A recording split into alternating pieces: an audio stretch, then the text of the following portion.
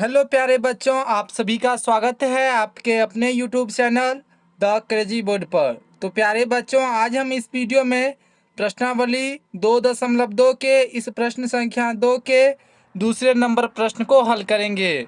तो आप वीडियो को अंत तक देखिएगा, जिससे आपको ये प्रश्न अच्छे से समझ में आए।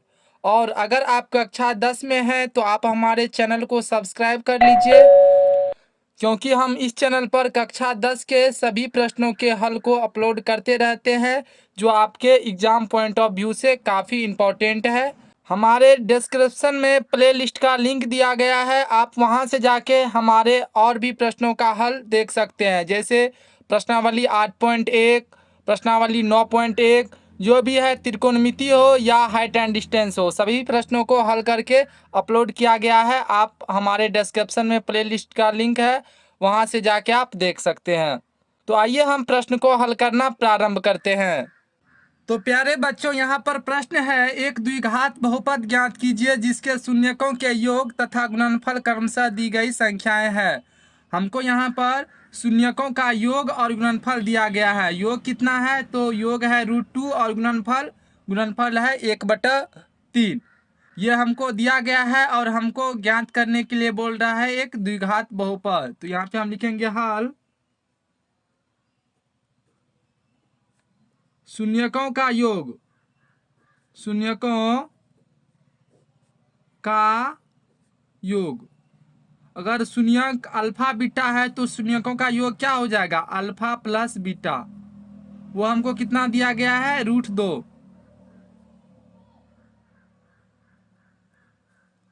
तथा शून्यकों का गुणनफल,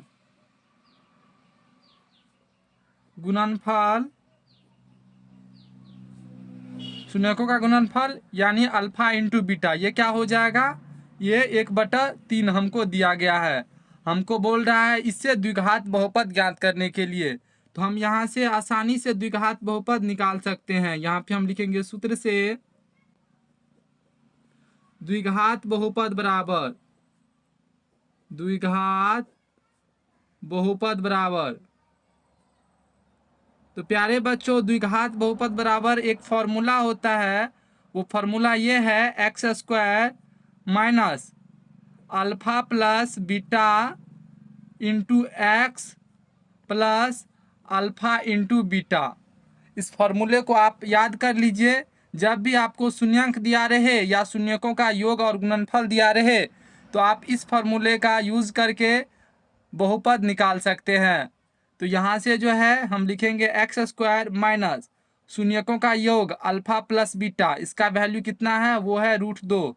तो अल्फा प्लस बीटा की जगह हम दे देंगे √2x plus alpha into beta. तो अल्फा इंटू बीटा कितना है? वो है 1/3। तो 1/3, तो ये बहुपद हो गया। तो प्यारे बच्चों, बहुपद तो यही हुआ। अगर आप चाहते हैं कि आपका आंसर किताब से मिल जाए, तो यहाँ पर जो है आपको और सॉल्व करना पड़ेगा। यहाँ पर जो है आप बराबर 0 करके इस बहुपद को थोड़ा और आगे हल कीजिए।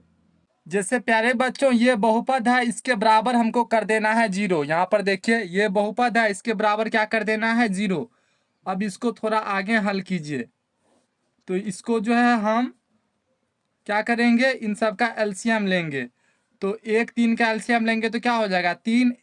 3 में 1 से भागा देंगे 3, और 3 को x² से गुना करेंगे तो ये क्या हो जाएगा? 3x² माइनस, फिर 3 में 1 से भागा देंगे 3, और 3 को √2x से गुना करेंगे तो ये हो जाएगा 3√2x प्लस 3 में 3 से भागा देंगे तो 1, और 1 को 1 से गुना करेंगे तो ये हो जाएगा 1 बराबर 0।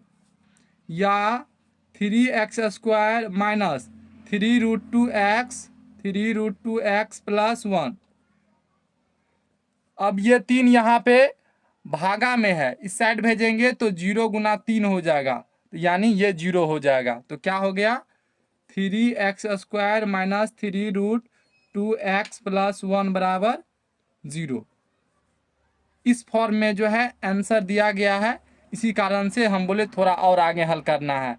जब भी बट्टा में रहे, जैसे यहाँ पर 1/3 है तो आपको बराबर 0 करके बट्टा को हटा देना है, सिर्फ एक लाइन में ऊपर में आंसर देना है।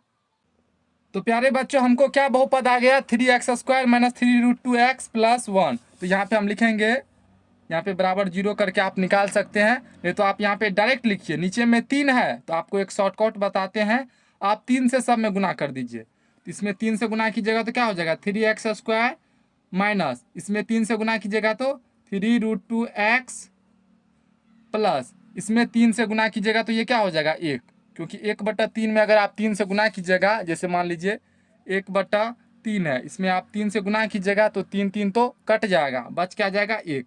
इसी कारण से यहाँ पर जो है 1/3 में अगर हम 3 से गुना करेंगे तो हो जाएगा 1। तो ये एक बहुपद हो गया।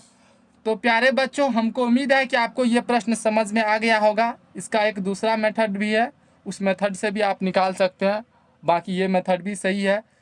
तो प्यारे बच्चों हमको उम्मीद है कि आपको ये प्रश्न अच्छे से समझ में आ गया होगा। अगर आपको कोई भी कन्फ्यूजन है तो आप हमको कमेंट में ज़रूर पूछिएगा, हम उनको दूर करने का अवश्य प्रयास करेंगे। तो मिलते हैं अगले वीडियो में, तब तक के लिए आप पढ़ाई करते रहिए। Thank you for watching this video. जय हिंद प्यारे बच्चों।